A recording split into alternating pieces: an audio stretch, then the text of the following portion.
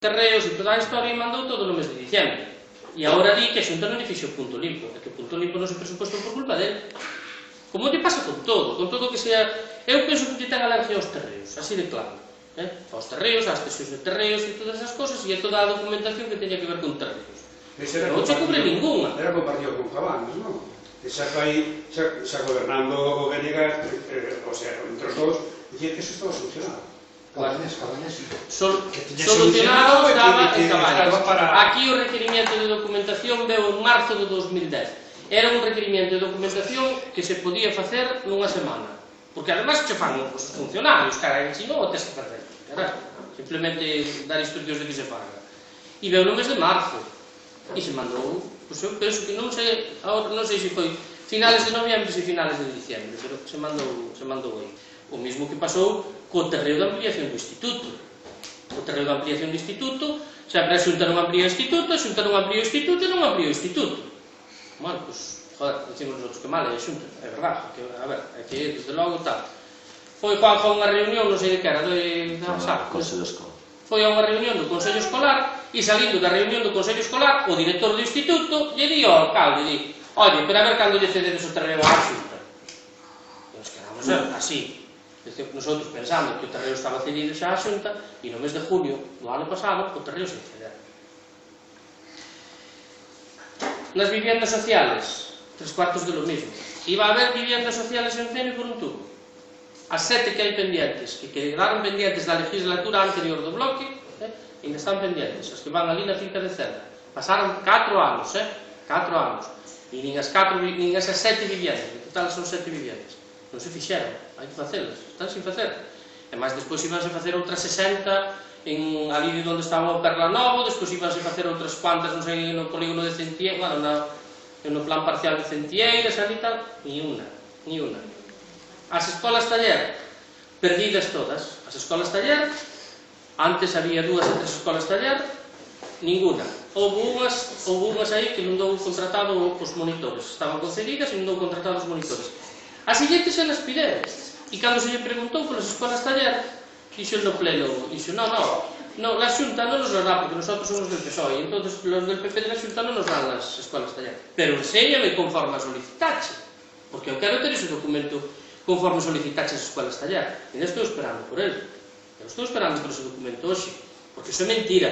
Porque o señor das Pontes, o alcalde das Pontes, tamén é do Partido Socialista, ten 2 escolas taller. E aquí, cando estaba Rivera Arnoso, había 3 escolas taller, mas estaba Fraga na Xunta, e non por eso non había escolas taller. Non hai escolas taller, non solicita. Así de claro.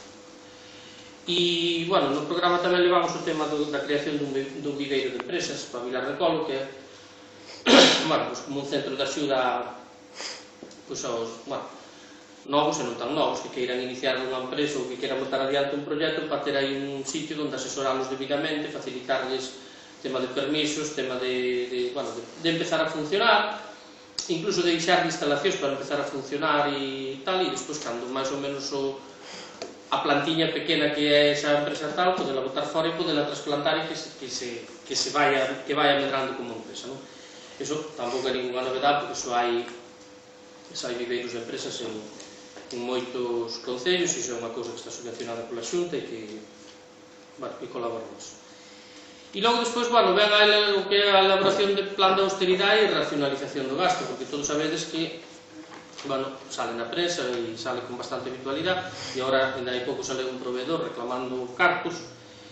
A finales de ano se pagaron 450.000 euros para pagar esas facturas, que son facturas de cartos que gastan fora de presupuesto.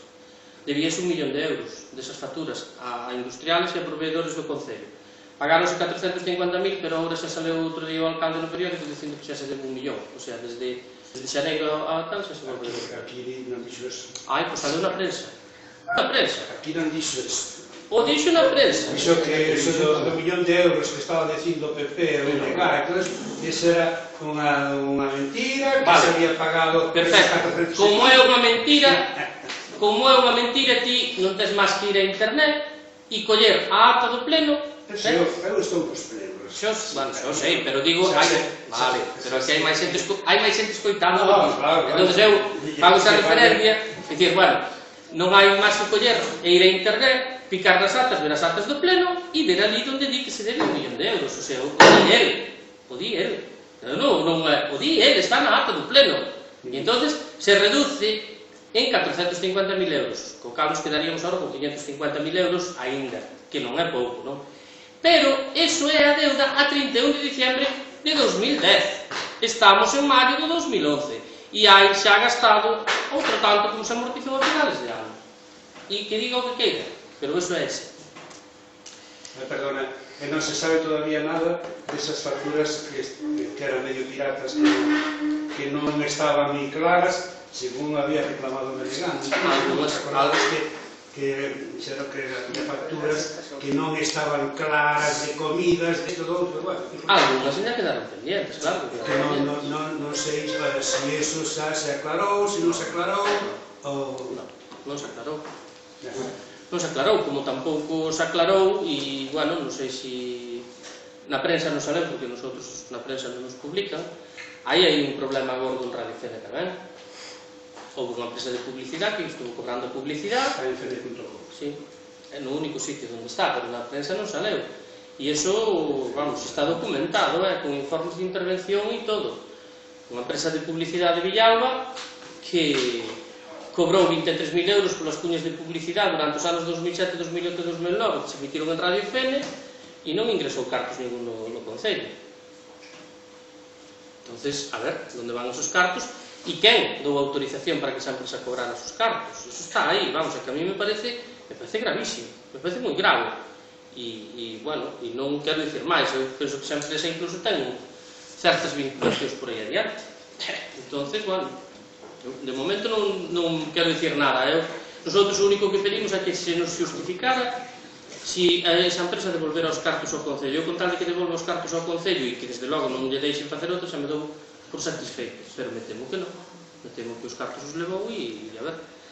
E iso algunha responsabilidade terá que ter alguén, digo eu, porque, vamos, a que che saquen os cartos así diante, os cartos son do Concello. Bueno, outras cousas de urgente necesidade que poñemos aí, pois é, bueno, conveniar cas sociedades, non? Conveniar con sociedades e asociacións de veciños para utilizar estes locales, porque, a ver, eu creo que a política cultural que se estuvo facendo estes 4 anos foi ou inexistente ou moi elitista. Eu comprendo que bueno, que unha exposición pictórica pode estar moi ben, pero que non é algo que tamén hai que facer, non? Pero que non é algo que chegue, pois, poñe o exemplo, pois, como pode chegar unha obra de teatro que faga Quilimodro ou unha obra de teatro que faga Picario. E se temos de verdade a materia prima xa dentro do Concello, pois eu creo que habría que utilizala un pouco máis, e a todas estas sociedades con a inyección económica no senso de ter un convenio co Concello para que, pois, Quilimodro ten teatro, bueno, pois polo menos que o vexan os veciños de Fene, carai, que todos sabemos o traballo que dá ensayar unha obra de teatro, pois para despois facela un día ou 2 días e que queda aí pasado. Entón, creo que aí se podía mirar de todo, bueno, non só o teatro, senón outro tipo de actos culturales ou de, bueno, de exposicións ou o que sea, pero de que roten polos locales, o sea, porque, sinceramente, que a Casa da Cultura non vai nada. Sí, claro, que non vai nada, e sacado que sea unha cousa tal, a nadie se lle ocurre desde Limodre, desde Magalofes ou desde tal, dicir, bueno, vou á Casa da Cultura a ver as exposicións de ferrocarril. Non vai nada. Non é das malas. É evidente que non é das malas, pero a veces a cultura ten que salir do centro hacia acá, porque se a xente non vai, pois hai que tratar de levarle aos sitios, non? Bueno, a ver, e por aí, pois, aparte deso, tamén metemos un tema de animación sociocultural para os menores, un pouco descentralizado, fora do que é do tema de, claro, tamén, a ver, no centro da terceira edade de Fene, pois se fan actividades, pero tamén hai moitos maiores que viven nas parroquias que non lles interesa, nin lles gusta ir a ir, non? E, bueno, pois, ao mellor, pois, traer algún tipo de actividade a estas sociedades para esas personas, e me refiero, pois, non sei, o mismo que se fan cursos de manualidades para determinadas personas, pois traer algún tipo de curso orientado más que nada esas personas, non? Ou talleres de memoria que se fixeron, que se fixeron ali, e volvo a dicir o mesmo, a xente non se desplaza, non. Algunas cousas, porque aquí estaba eso das tardes activas. Eu aceptei unha escola que además me parecía que era a máis idónea, non? De que as familias, cos raparigas, cos fillos, netos, algo así, que pasasen unha tarde, unhas determinadas horas, con as cousas de animación, de charla, de isto, de outro, non? Nada. Sabes que... No, é difícil, é moi difícil. Sabes a única forma que... Alguna cousa que fosse moi atrayente. Iso ten que ser unha cousa moi atrayente e que a imparta unha persona que implique.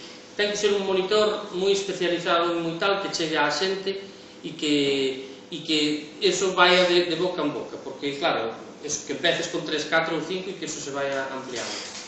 Se a actividade non gusta, empeza en 3, 4 ou 5, ao final cae, eso está claro, cae total. Bueno, aí temos outras actuacións a medio plazo, como son os abastecimientos a Magalofes e saneamento a San Marcos, a ampliación do instituto, o que é o centro de día. No centro de día volve a haber o mesmo problema de cesión dos terreos. Ese é un problema que se repite en todos lados. Os terreos do centro de día está aprobado polo pleno, onde vai a ir o centro de día, e é ali onde están os módulos, ao lado do colegio da Jorge Juan, pero o terreo sigue cederá á Xunta. E entonces, cada vez que se lle dice que ceda o terreo á Xunta, pois di que el, mentre non teña o compromiso de que se vai facer o centro de salud, que non ceda os terreos á Xunta. E a Xunta di, mentre non teña os terreos, non presuposto o centro. E entonces é a pescadilla que se morde la cola. E nosotros decimos, pero vamos a ver, pero por que non cedes os terreos? A Xunta non vai utilizar os terreos, se lle cedes os terreos para o centro de día, non os vai utilizar para poñer ali un club social. É para o centro de día. E non lle queda máis remedio que facer o centro de día. Pois non, que non os cede. Que mentre non teña compromiso, que non os cede. Pero é unha tontería pola súa parte, porque o normal é cedelos. E despois estar encima e dar leña. Tes os terreos aí cedidos, e non faz, estar encima. Pero a min, agora, que lle vaya... Eu encantado da vida o acompañaría a Xunta á Consellería de Bienestar pedir un centro de día para Fene, pero se non vou, xa lle dixen. O mesmo que a agua de Magalofes. Eu non acompaño a pedirlle agua de eu estuve outro día, e ademais eu levei aos veciños de San Marcos e máis aos de Magalofes para que viran a foto co conselleiro, que falar con ele, o conselleiro di 3 cuartos do mesmo, que mentre non teño os terreos non presuposta agua. E en Magalofes faltan os terreos de impulsión, o sea, onde vai a impulsión, mas faltan os terreos onde van os depósitos. Como vas a presupostar unha obra se non tes os terreos? Non, que me firme un convenio. Para que lle un convenio de qué? Convenio de nada. Tes o terreo do centro de día, cédello e despois dá leña.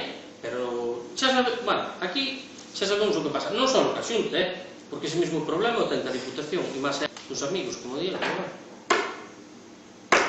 Metemos tamén aí un pabellón, unha infraestructura no Colegio de Centelleiras que tamén non ten ninguna, non ten nada onde salir os rapaces. A finalización do plan de urbanismo, que despois, se queredes, falamos xa un pouco máis así detallado do plan de urbanismo. O impulso do novo plan parcial de Centelleiras, novas titulacións en FP e o outro punto importante que, bueno, que eso no boletín xa o poñíamos nosotros, creo que no que nos vamos a centrar en estas obras que están, todas as obras estas que están pendientes, e despois no que son obras de saneamento e abastecimiento a todas as parroquias, tratar de completar o mapa de saneamento en todas as parroquias e o mapa de abastecimiento, que eso a 4 anos vista non é factible, pero bueno, hai que empezar porque en 4 anos non se fixo nin un solo metro de abastecimiento nin un solo metro de alcantarillado.